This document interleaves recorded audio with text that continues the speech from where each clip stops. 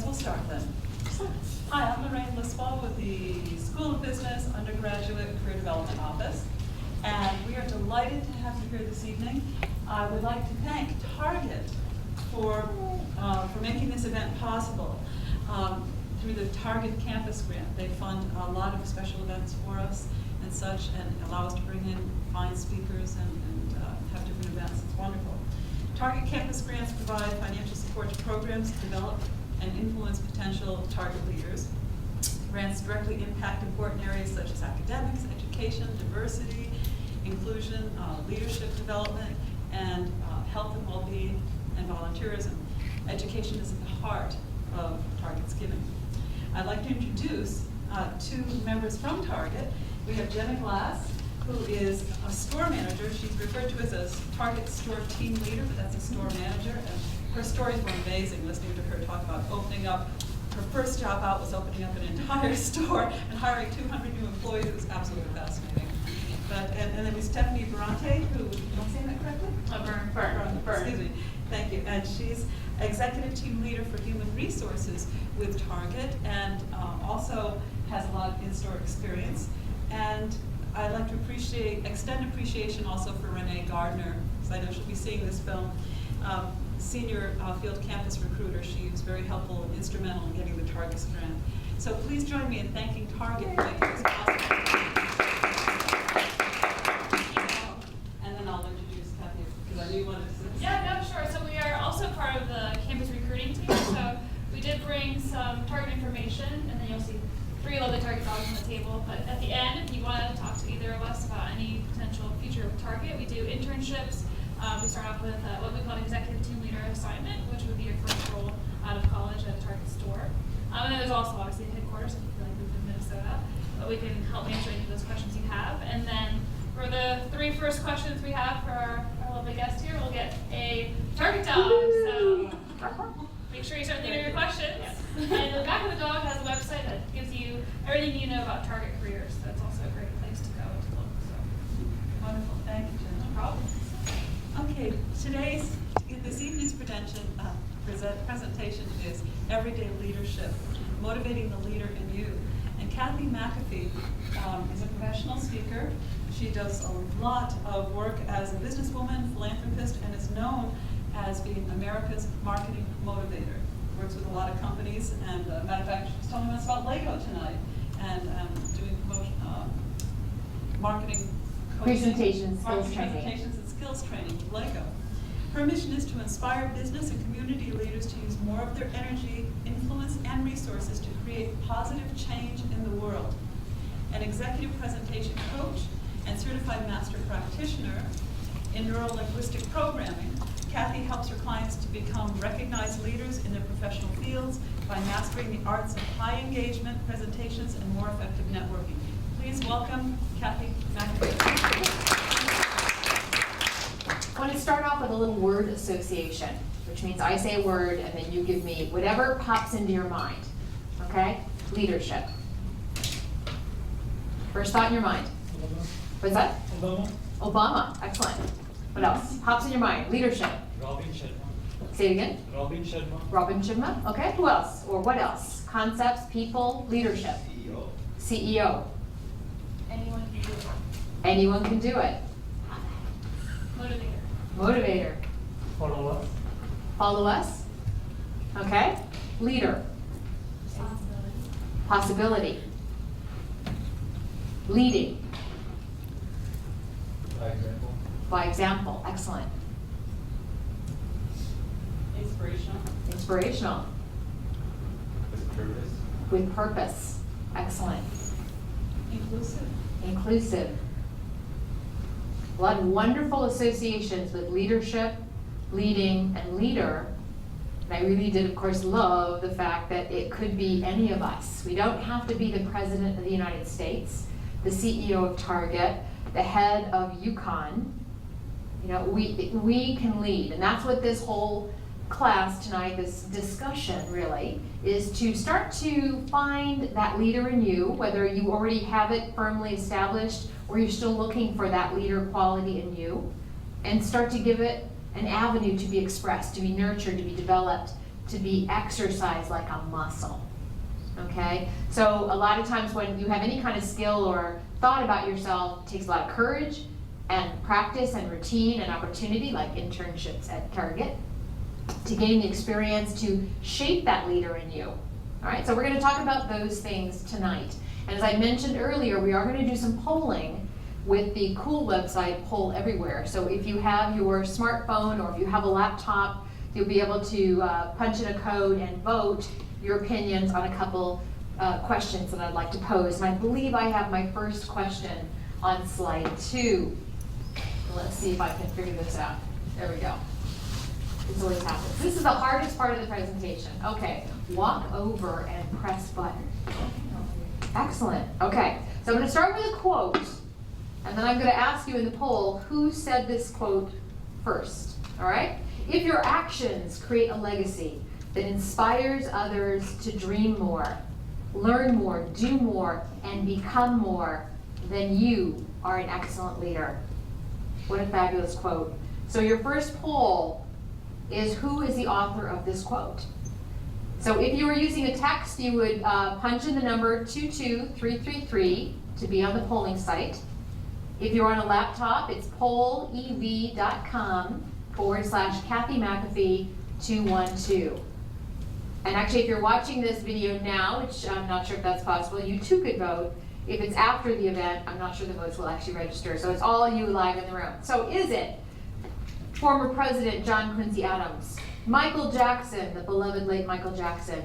I think I meant to write Lady Gaga, but Lady Diva showed up on my screen here. Dolly Parton, Oprah Winfrey, Kathy McAfee, Robin Williams, the late great comedian, or none of the above.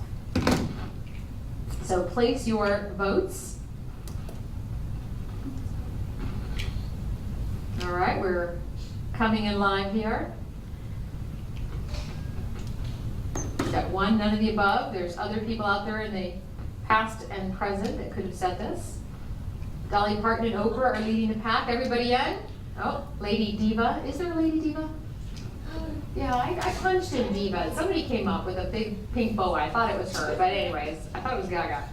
All right, so right now, we got a lot of votes, a lot of different opinions, but it looks like Oprah is the leading potential author for this quote. It is, in fact, Dolly Parton. How many of you know Dolly Parton or know of her? Okay, great country singer, actress, wonderful performer. And originally when I had used this quote in this presentation, it was, is it working, Kathy? No. Okay, all right. It was, You want me to flip it for you? oh, that'd be awesome. I love that assistance. It was John Quincy Adams. And I thought, you know, let me just check my facts before I go in front of 100, 200 people and quote John Quincy Adams. And on some of the internet research, there was a thought that John Quincy Adams would have never expressed it in that way during that time. That wasn't the way they spoke. So then as I researched more and more, it got credited to Dolly Parton. I thought, all right, you go, Dolly. You go, girl. All right. So let's hit our next slide, if we will. We are going to talk about this next question. I first knew that I was a leader when? So I want you just to think about that right now. Pose that question to yourself, and our next poll will come up. Beautiful assistant. Was it when someone told you that you were a leader? Was it when you had an experience that you went, wow, I'm leading? Have you always known? Were you just born a leader and you've known intuitively that this is your destiny, you have this quality? Or perhaps you haven't yet discovered this about yourself. So cast your vote.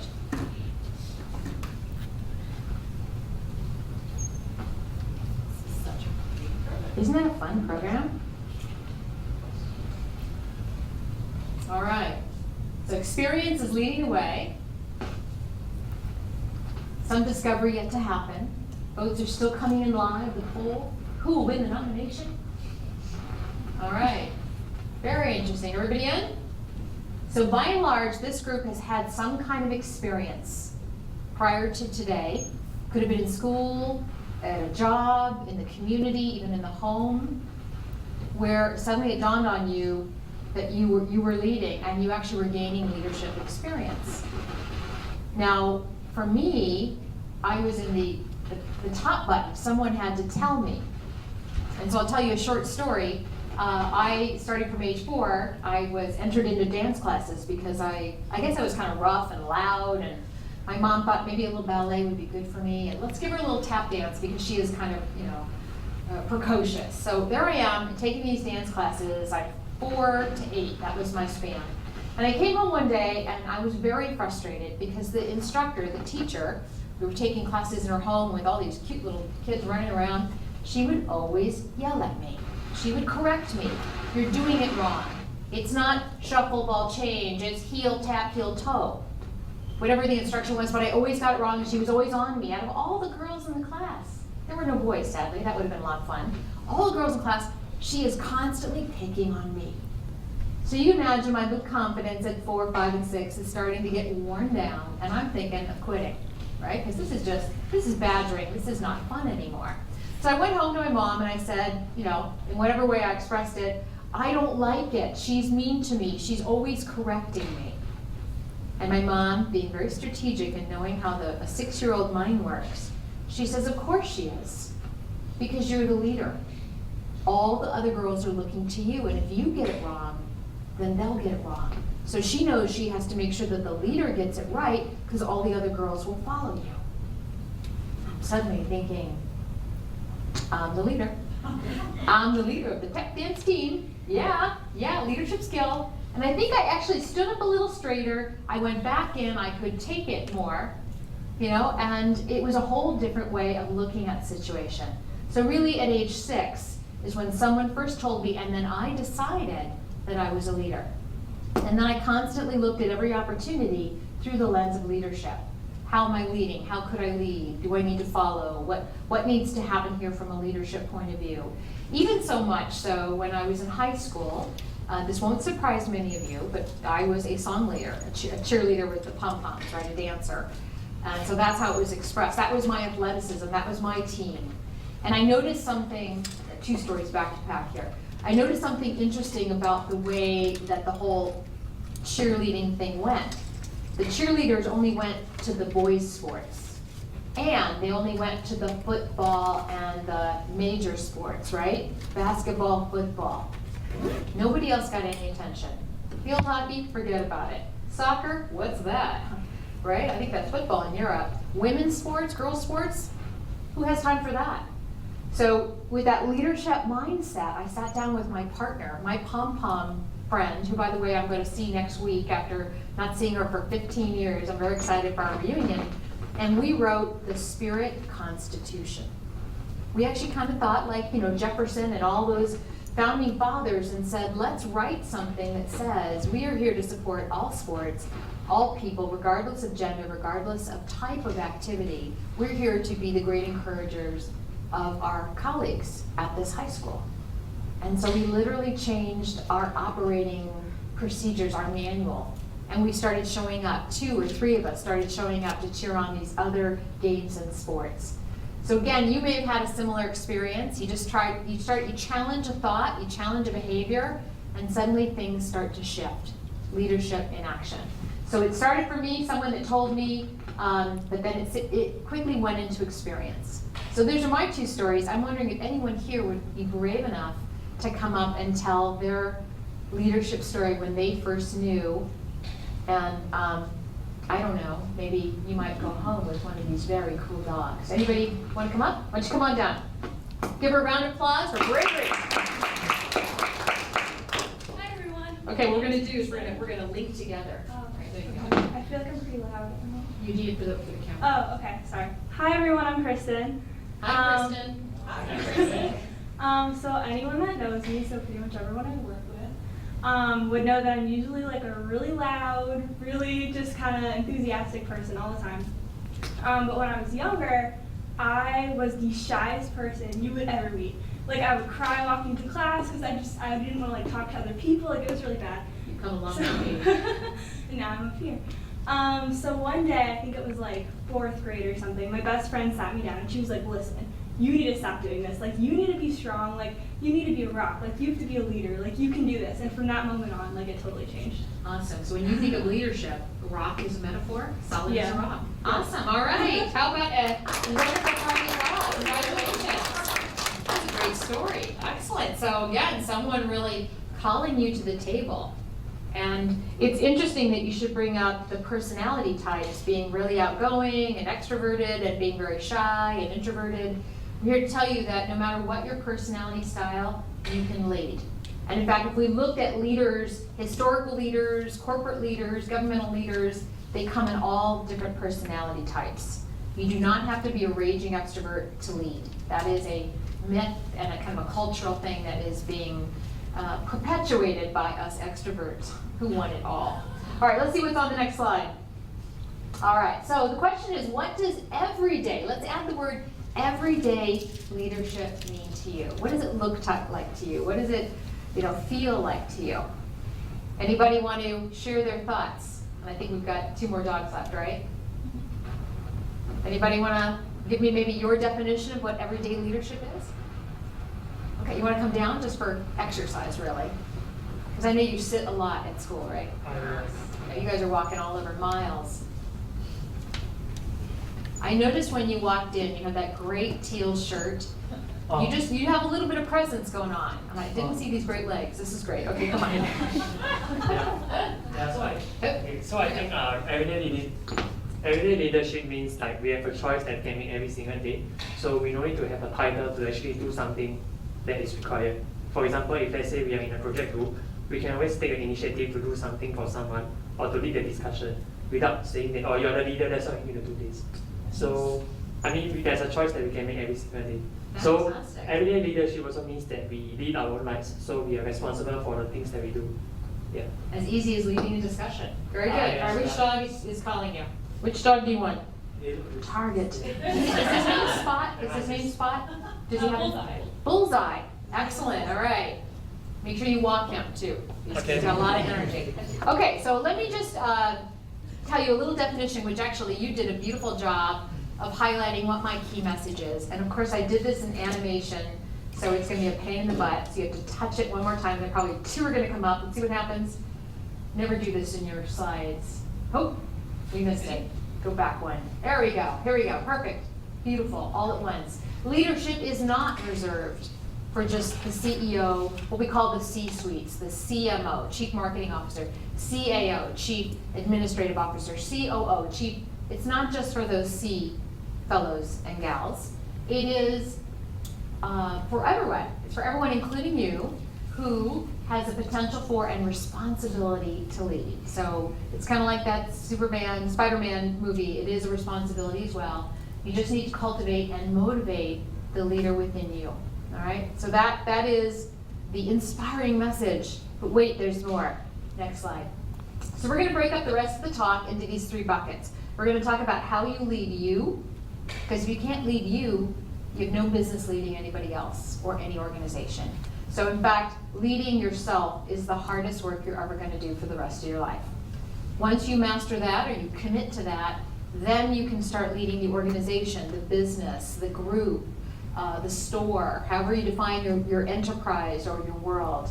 And then finally, once you kind of figure out how that works, then you start working on leading others. Some people just like to jump to, I'm leading others, I'm the leader, follow me, but yet they have no understanding of the business or the environment, and they're not even leading themselves. So why should we follow that kind of leader? But a lot of them will just go right to step 3. So I'm going to share with you 3 things in each of these buckets. So let's hit the first one, which might be another poll. Is it giving you a little trouble there, Kathy? Maybe. There you go. So lead yourself. We'll go one more. Little transition slide. Okay, so another poll. So we're going to talk about self-awareness as a first step in leading yourself, which again is a lifetime commitment. So how self-aware are you? So your choices are, I know my strengths. Hit that number if you know your strengths. You can vote for multiple things too. It's kind of cool. You know your blind spots. I know what I know. I know what I don't know.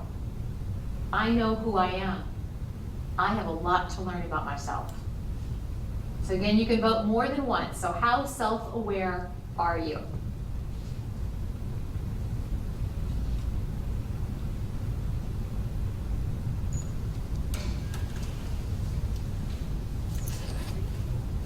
You can get a free account on Poll Everywhere, but you can only poll up to 40 people. So I will say that with the generosity of my client Pfizer down in Groton, they have an R&D facility, they're letting me use their account because I thought we might have, up to 100 people, so I wanted to make sure.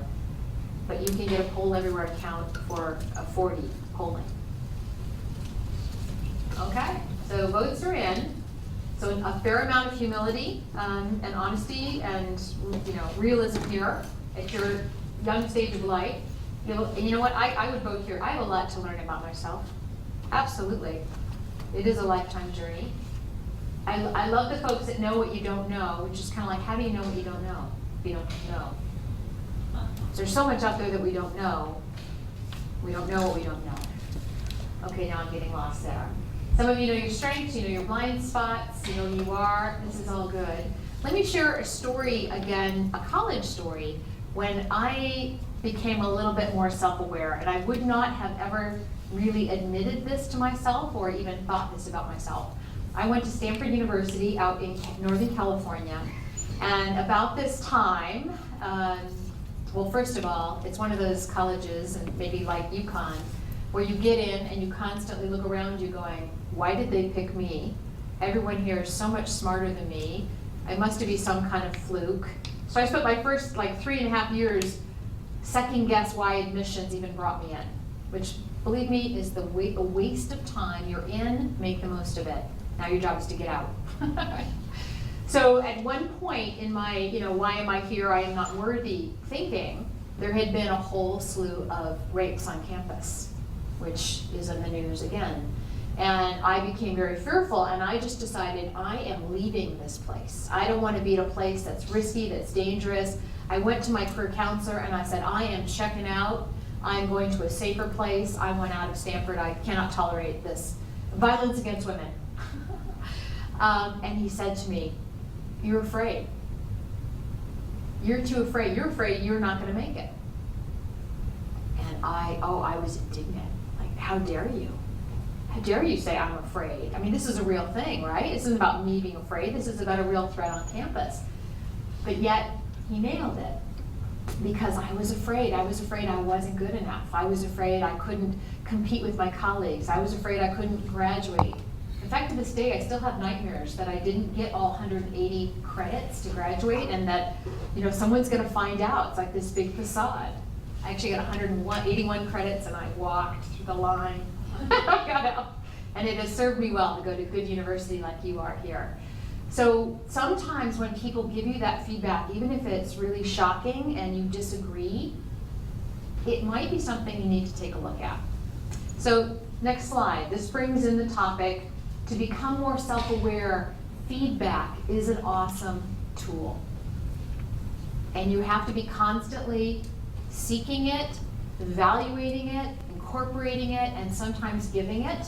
But there is an art to feedback.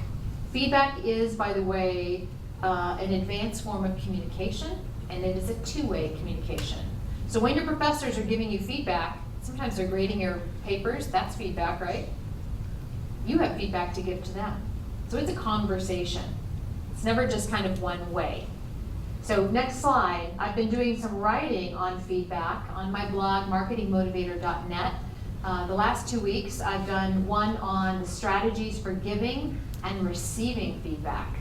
I notice sometimes when people receive feedback, they close up their body language. They kind of, literally, they'll cross their arms, they'll furrow their brows, they'll turn away. They're protecting themselves from what they don't want to hear. So whenever you're receiving feedback, you have to be aware that you got to open up your body language so that you can receive. Right? So there's a little 5-point strategy I wrote for giving feedback and receiving feedback. And this is the program I actually gave at Pfizer, Everyday Feedback. There's the theme, Everyday Leadership, Everyday Feedback for high performance teams. But we discovered in the workshop, this was so cool with their help, that there's another thing that has to happen. How do you ask for feedback? And that's even trickier. And what I'm getting a lot of feedback from my clients, that young professionals, folks in your generation, early career folks, are constantly asking for feedback. In fact, some of my clients say it's getting to be a little too much. Please just work. But you want to learn how to ask for feedback so that you can get quality feedback that you can use.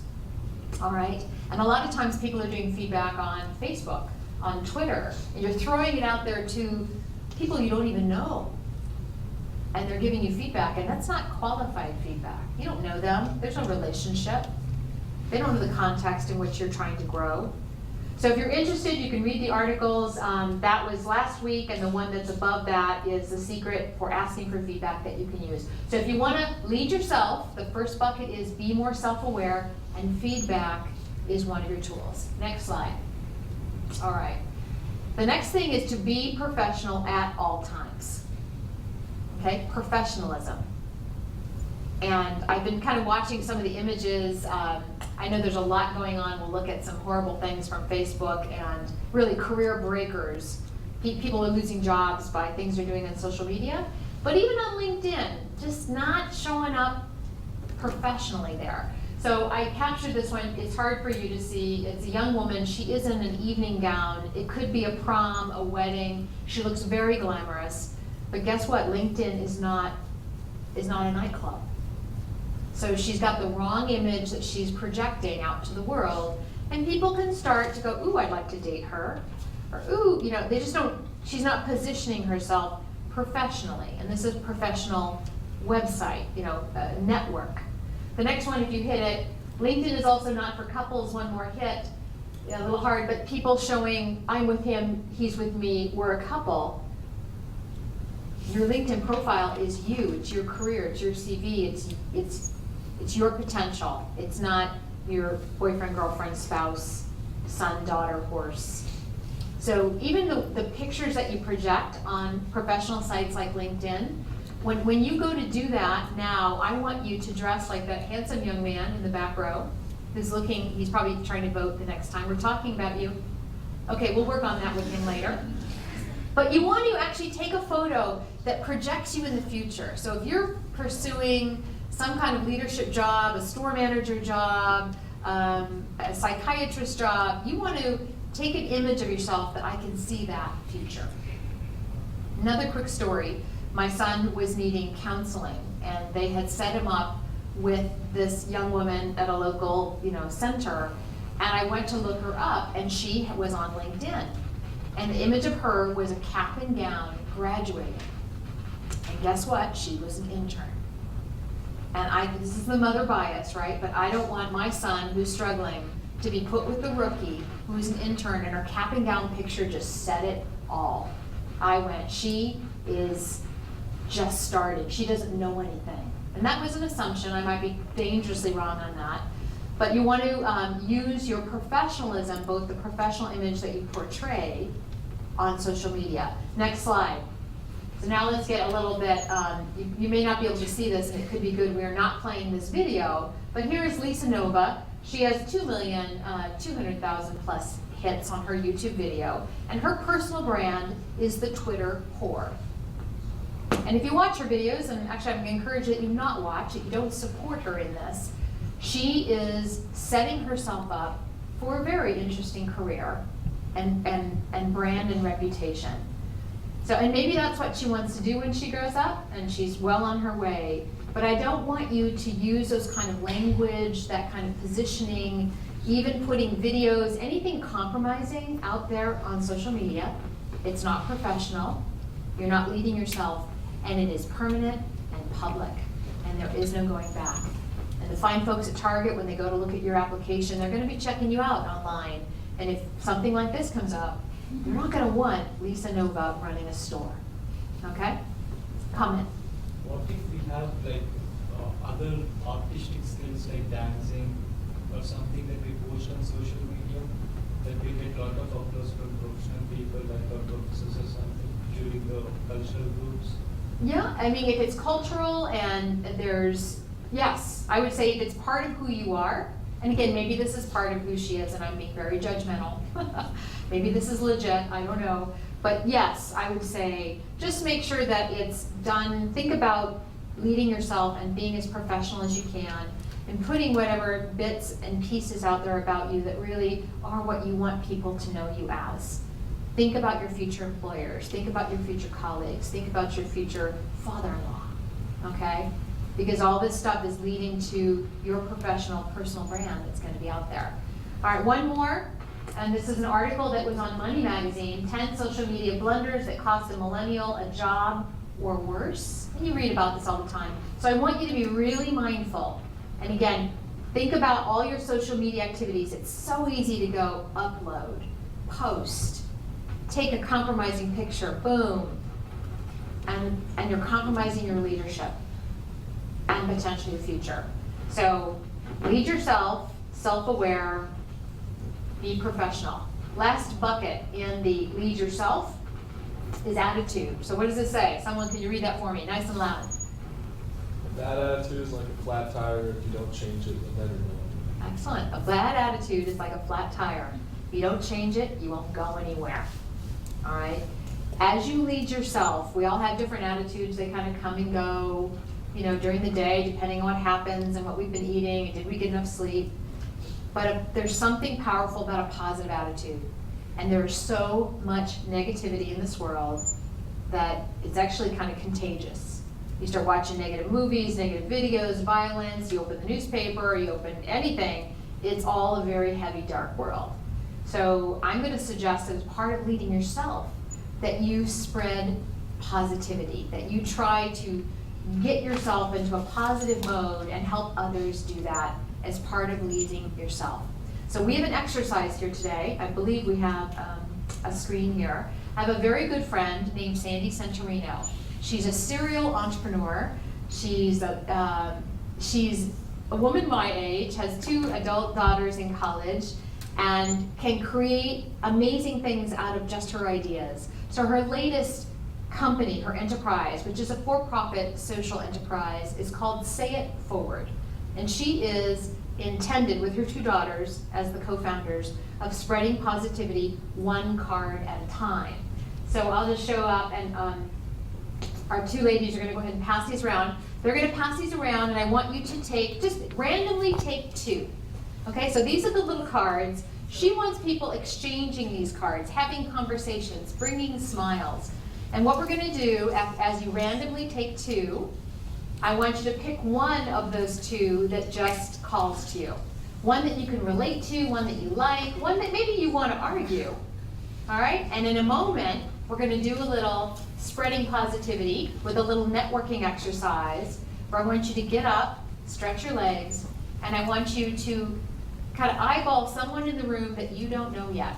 Not the chaps and chapettes that you're sitting next to each other, but get out, go out of your comfort zone, and meet someone new.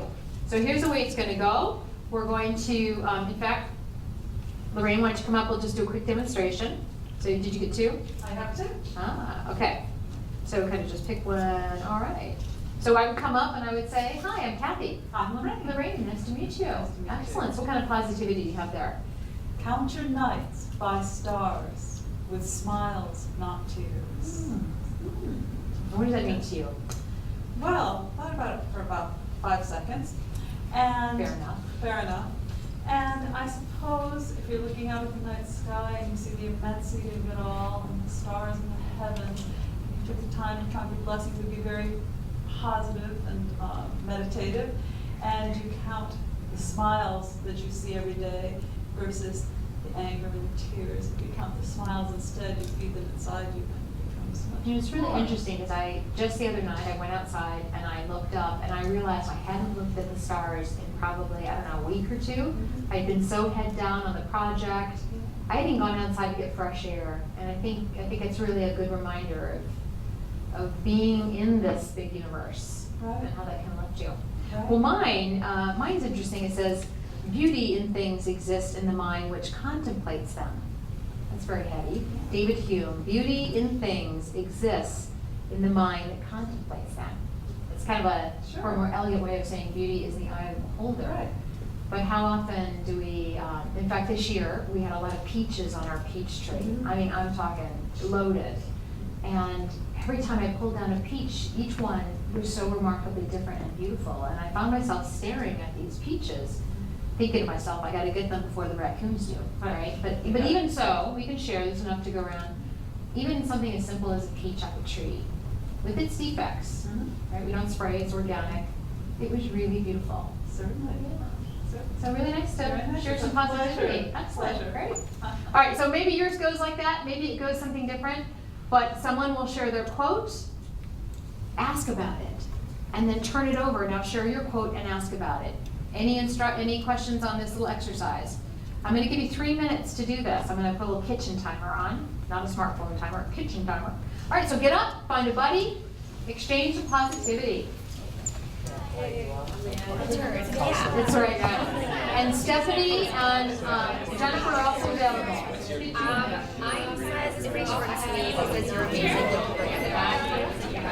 Yeah, that one, it doesn't, yeah, you don't really think about it, but it like, feel good, right? Those things are like,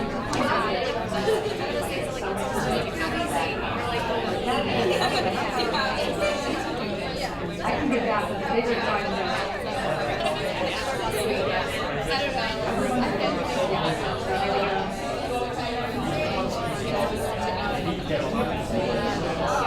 Yes. Cycle words are penalties.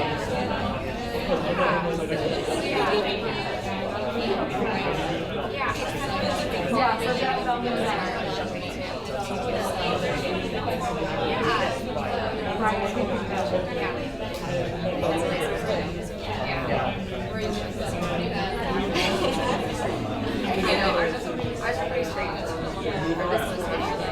Oh, if you're done already, you can go talk to someone else.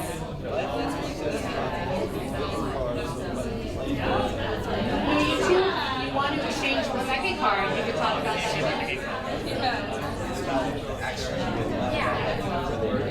Here's something you should think about it. Like, you see like what you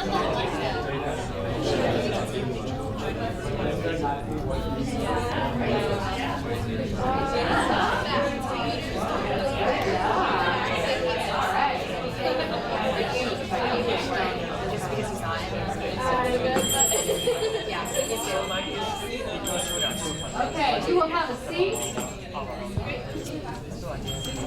I cut that a little short because you guys are spreading positivity really rapidly. So how was that experience? Okay, could you imagine having that with other people in your class or student union or your dorms?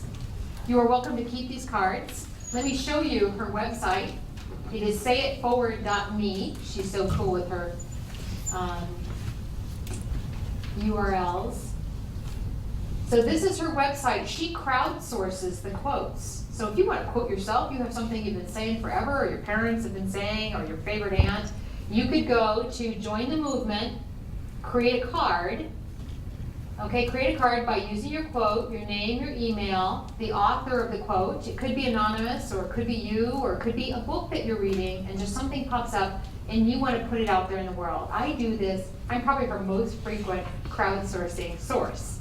So I'll put in a quote, 2-3 a day. And then what she does is she collects them all. When she's ready for a big print run, she'll pick the best quotes. And she's starting to do different collections. I know she's doing a cancer survivor collection. So she's just a very cool person, again, with her daughters, trying to change the world one card at a time by spreading positivity, not negativity. And I think she's a fine example of truly leading herself. Okay, let's go back. We're going to go to the next bucket, which is leading the organization. Next poll, here it is. Imagine yourself joining a new organization, first day, first week, first month on the job. What's the best way to get up to speed? How do you learn about the business? Choices. Ask a lot of questions. Read the P&L statements. Tweet about it, or read the tweets. Informational interviewing with your colleagues across the organization. Read the annual report. Schmooze with the leaders. You can vote more than once, I believe. Watch YouTube videos about the organization and their leaders. All of the above. So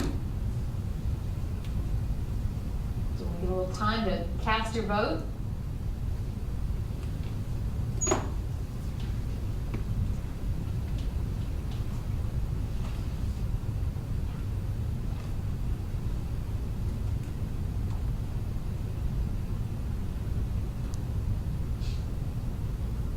Okay, everyone in. So it looks like all of the above is a popular choice, followed by asking a lot of questions, looking at some of the financials, meeting with people, interviewing them, all excellent ways that you can get up to speed. It's not just, what's my project, what's my job, who are my teammates.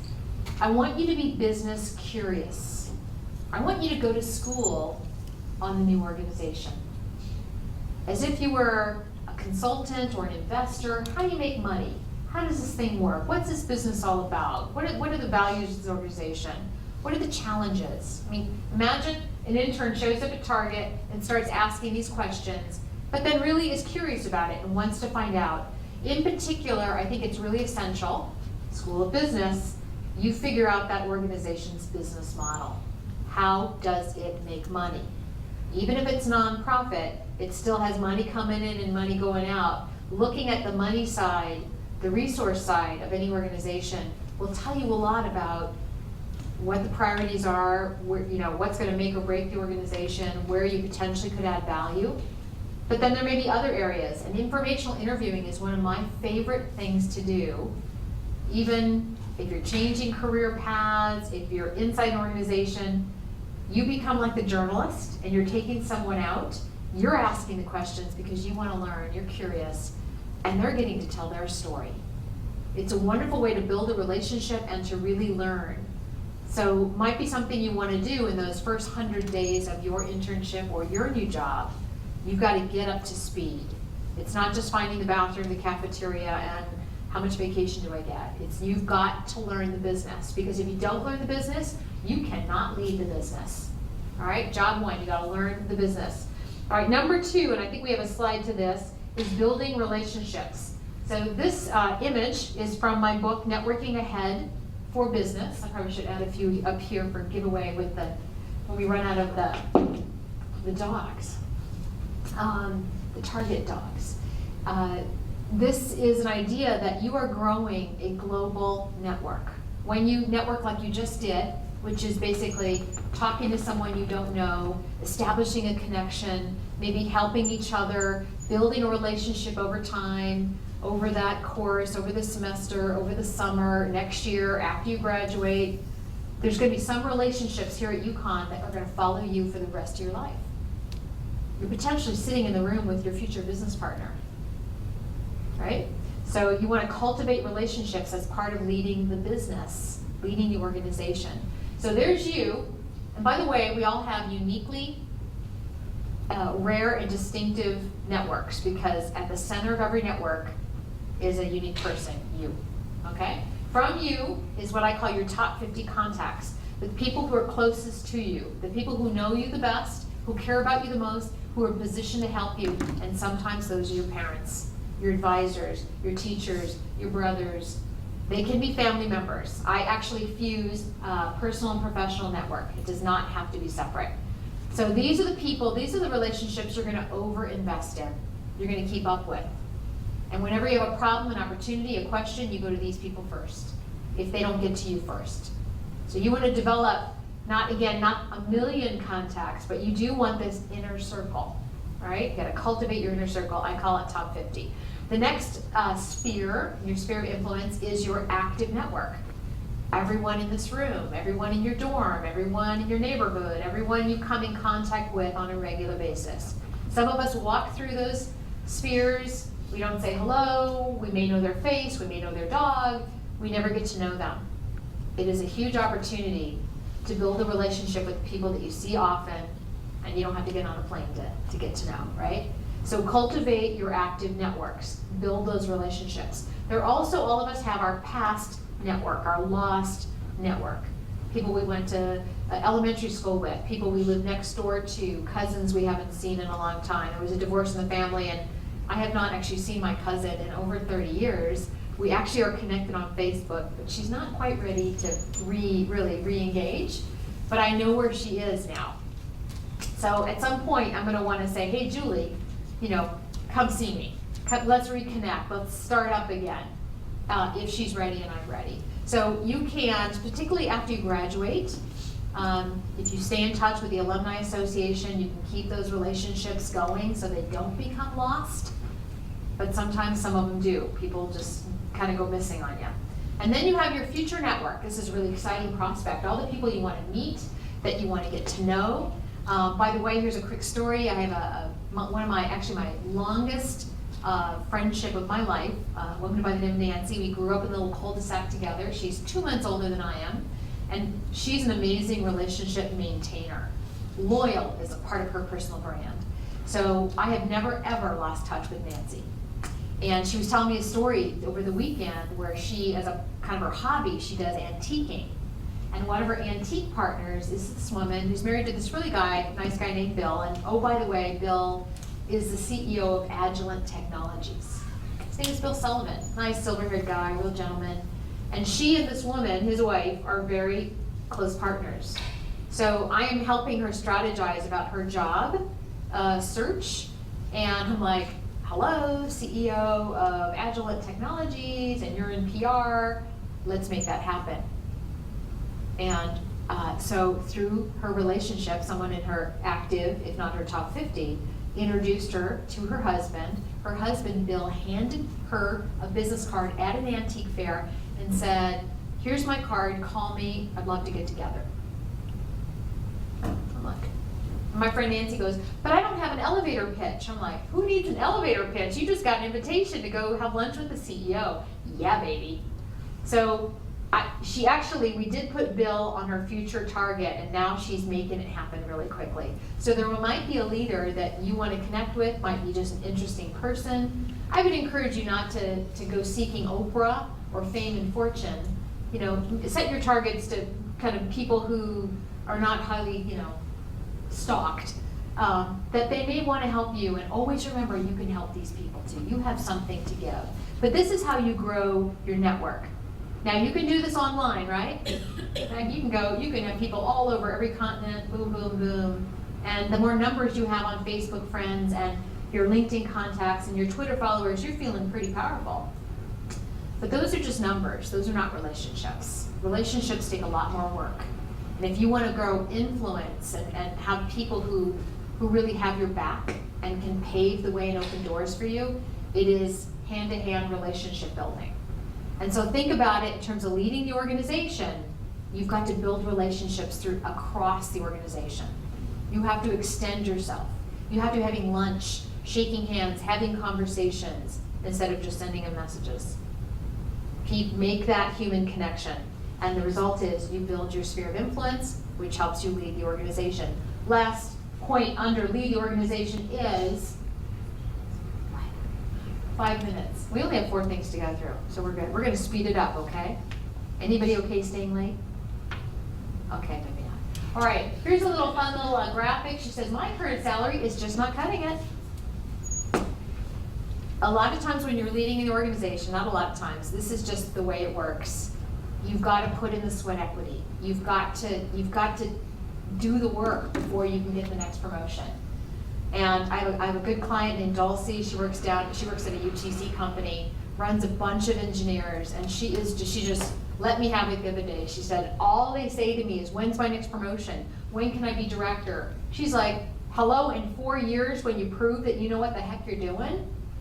So we love the ambition, and maybe this is the generations just kind of trying to figure each other out. So keep the hustle, keep the ambition, yes, but be willing to put in the time to earn the right, to get the knowledge, the experience, to be able to take the lead on the business, okay? So you just have to kind of be a little more patient in how you do that. All right, we're gonna whip through leading others, which is the 4th dimension. Next slide.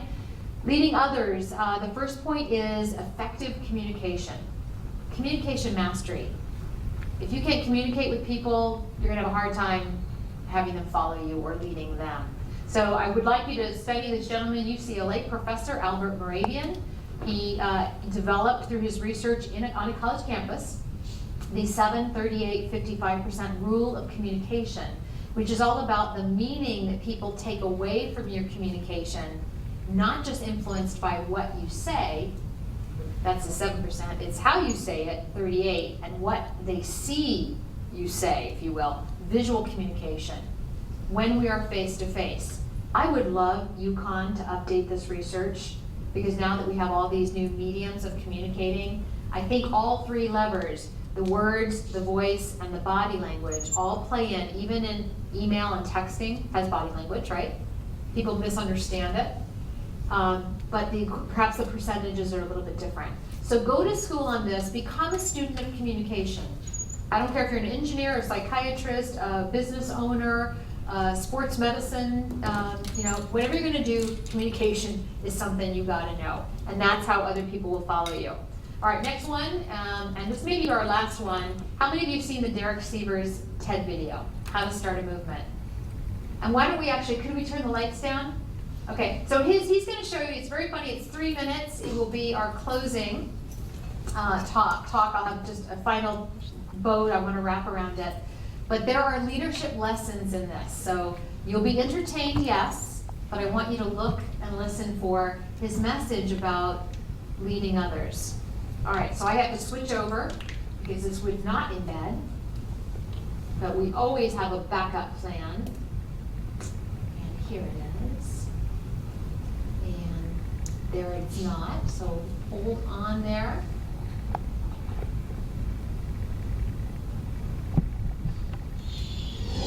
Is it this one right there?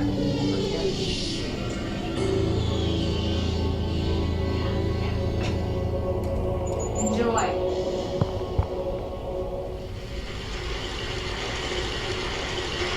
So ladies and gentlemen, at TED we talk a lot about leadership and how to make a movement. So let's watch a movement happen, start to finish, in under 3 minutes and dissect some lessons from it. First, of course you know, a leader needs the guts to stand out and be ridiculed. But what he's doing is so easy to follow. So here's his first follower with a crucial role. He's going to show everyone else how to follow. Now notice that the leader embraces him as an equal. So now it's not about the leader anymore, it's about them, plural. Now there he is calling to his friends. Now if you notice that the first follower is actually an underestimated form of leadership in itself. It takes guts to stand out like that. The first follower is what transforms a lone nut into a leader.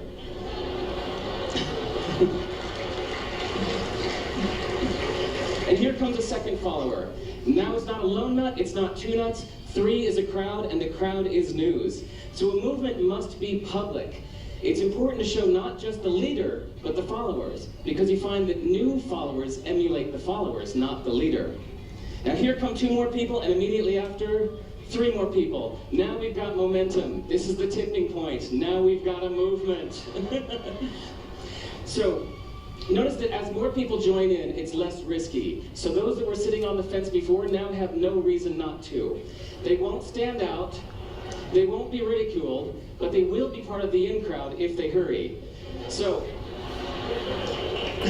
over the next minute, you'll see all of those that prefer to stick with the crowd, because eventually they would be ridiculed for not joining in. And that's how you make a movement. But let's recap some lessons from this. So first, if you are the type, like the shirtless dancing guy, that is standing alone, remember the importance of nurturing your first few followers as equals. So it's clearly about the movement, not you. Okay, but we might have missed the real lesson here. The biggest lesson, if you noticed, did you catch it? Is that leadership is over-glorified. That yes, it was the shirtless guy was first, and he'll get all the credit. But it was really the first follower that transformed the lone nut into a leader. So as we're told that we should all be leaders, that would be really ineffective. If you really care about starting a movement, have the courage to follow and show others how to follow. And when you find a lone nut doing something great, have the guts to be the first one to stand up and join in. And what a perfect place to do that at TED. Awesome. Thanks. All right.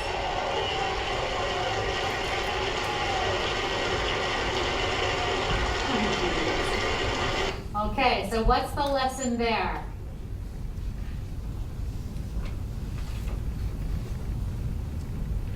Have the courage to follow.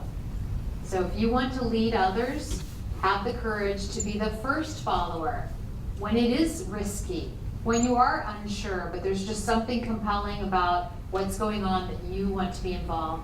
So even in your fellowship, you're leading. So that is a really important part. It's not about everyone is the leader, because that's a lot of chiefs and not a lot of Indians that get the work done, the old expression. But the followers play a critical role in any organization's success. So in a wrapped up last survey, did you learn something that you could use tonight? And to be honest, kind of, you know, of course we have the absolutely loved it all, a few golden nuggets, which is always my target. Got to think about it. Some of us need to process. Not so much. That's fair. And any of you who would prefer to have a root canal, well, you know, hey, I can't help. Can't help everybody.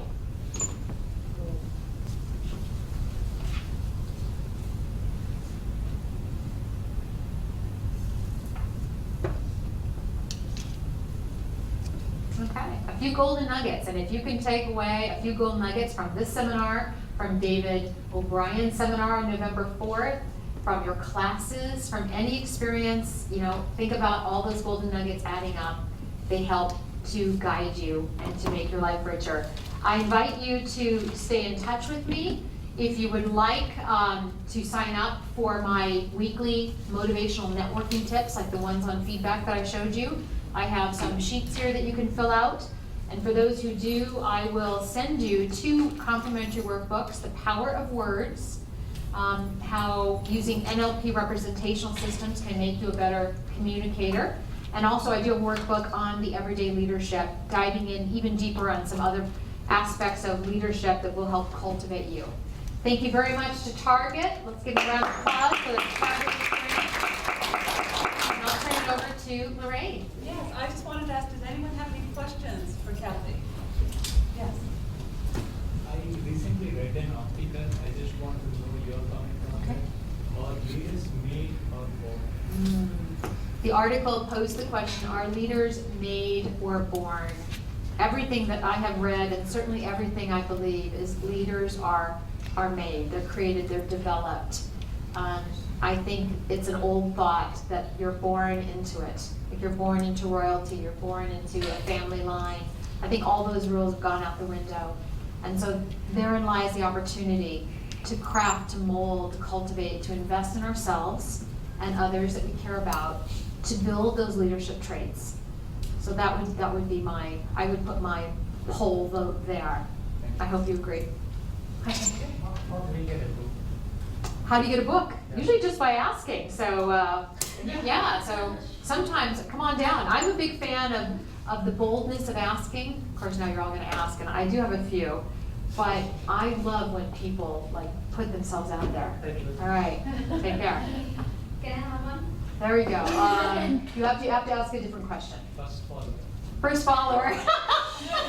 All right, that was good. That was good. All right, actually, you got me on first follower. Okay, this is enough of the freebies. I want some real questions. Okay, question.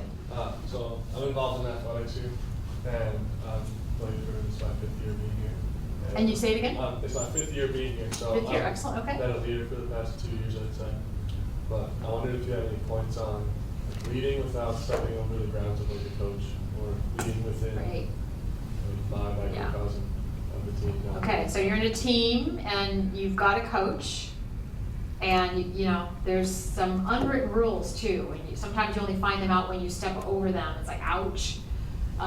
So you know, I think having a good relationship with the coach and having an open dialogue and understanding, you know, what the boundaries are, and then maybe, of course, I'm not one to ask for permission. I'm one to make the mistake and beg for forgiveness. But you know, he's probably your coach probably sees that in you and wants that, because that makes his job or her job a lot easier. So you know, and I think sports generally, you're learning great team building skills, leadership skills. You know, I think that looks great on a resume. It's a very interesting conversation to have in an interview. You can learn a lot. So can you with military experience. Military personnel have incredible leadership training, unlike the kind of training you get in sports or any other cheerleading or any other kind of activity or job. So you can get it anywhere, but you want to keep working on it. So you're an athlete, you're a student, you're also a leader, and you're also on a team. You're a team person. So great experience. But I would encourage you to ask that question and have that dialogue with your coach. Okay, others, any other questions? I have something I'd like to share. One of the little cards I got, and I shared this with the person I was talking to, but I thought it was particularly good and it related to what you were talking about. And this card said, life isn't about finding yourself, life is about creating yourself. And that's what leadership is. You know, we're all born a certain way, raised a certain way, but once you figure out who you are and what you want to do, it's about creating that, practicing the leadership, practicing the traits that you want to embody, the things you admire in other people. And so we can all create the leader in us if we want to, through observation and modeling. And that is most perfect close. Thank you, Lorraine. We are done. Give yourself a round of applause.